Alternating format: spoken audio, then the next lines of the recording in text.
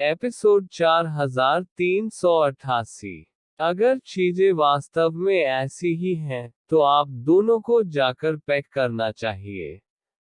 आप मेरे पीछे किन किंगडम जा सकते हैं। वीर जानता था कि गॉड कैस पार्टी नहीं रुकेगी। उसने किन किंगडम वापस जाने, बाओवा को लेने और आगे क्या करना है, यह तय करने की योजना बनाई। उनकी स्थिति झाओ निंगर की वर्तमान स्थिति से बेहतर नहीं थी।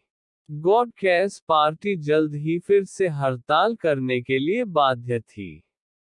झाओ निंगर अपने बैग पैक करने के लिए झाओ क्यूई को अपने साथ ले गया। झाओ क्यूई को समझ नहीं आया कि क्या हो रहा है। बड़ी बहन, तुम बहुत शक्तिशाली हो। आपको वीर के साथ सहयोग क्यों करना चाहिए? झाओ निंगर ने अपना सिर हिलाया और कहा, तुम बहुत छोटी हो। ऐसी बहुत सी बातें हैं जिन्हें आप समझ नहीं पा रहे हैं। मैं शक्तिशाली हूँ, लेकिन बड़ी बात भगवान मुझसे डरते नहीं हैं। जब वीर की बात आती है, तब भी जब वह वास्तव में थक गया था, बड़ी बात गॉड ने लापरवाह होने से परहेज किया। वह उसके साथ एक बड़े दुश्मन की तरह व्यवहार करता है। उस मामले में, यह उसकी गलती है, झाओ क्यूई ने कहा। वह नहीं मानी। झाओ निंग एर ने एक अजीब सी मुस्कान दिखाई। वह झाओ क्यूई की तरह भोली नहीं थी। वैसे भी, गॉड कैस पार्टी मुझे इतनी आसानी से जाने नहीं देगी। हमारे लिए वीर के पास रहना ज्यादा सुरक्षित होगा। वह गॉड कैस पार्टी को हमसे ज्यादा समझते हैं। झाओ निंगर ने एक बात का उल्लेख नहीं किया था कि अगर यह सब उसके बारे में था, तो वह छिप जाएगी या उनसे लड़ेगी। किसी भी चीज से अधिक, वह सिर्फ गॉड कैस पार्टी के बारे में चिंतित थी, जो झाओ क्यूई के लिए कुछ भयानक कर रही थी। यही उसका सबसे बड़ा डर था। वीर बगीचे में गया। झाओ परिवार के पैक होने का इंतजार करते हुए उसने चाय पी। उसने अचानक आसमान से एक परछाई गिरती देखी। यह वीर की बाहों में गिर गया। वीर ने तुरंत प्रतिक्रिया दी। उसने छाया को पकड़ लिया और करीब से देखा। यह बड़ा आकाश दानव था, जो इतने लंबे समय से चला आ रहा था। बड़ा आकाश दानव भयानक लग रहा था। उसका चेहरा बर्फ से भी पीला था। वह बुरी तरह जख्मी हो गई थी। वीर ने उसे पहले कभी नहीं छुआ था।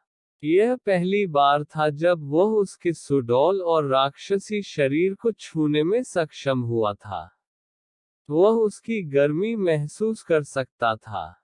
छोटा प्रेमी, क्या तुमने हमेशा मुझसे छुटकारा पाने की कोशिश नहीं की है? अब, मैं घायल हो गया हूं और संभवतः वापस नहीं लड़ सकता। आपके पास मुझे मारने का यह सबसे अच्छा मौका है।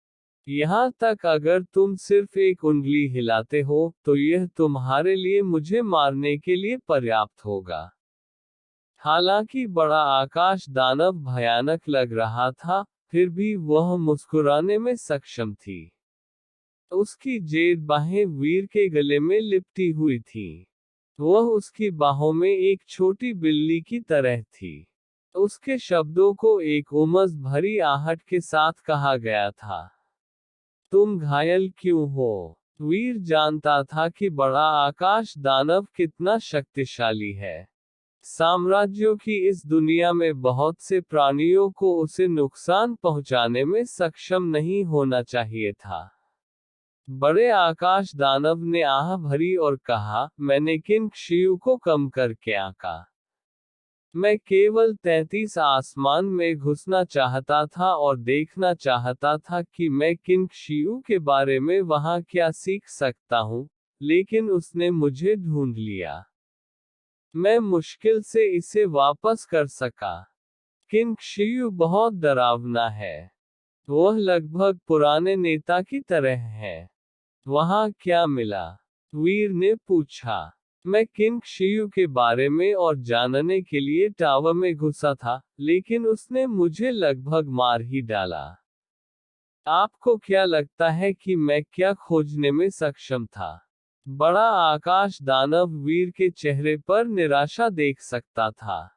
वह मुस्कुराए और कहा, मैंने उस पुराने टॉवर के अंदर बहुत सी चीजें देखी जिन्हें जीवन आत्मा कहा जाता है। कितने थे? वीर ने हैरानी से पूछा।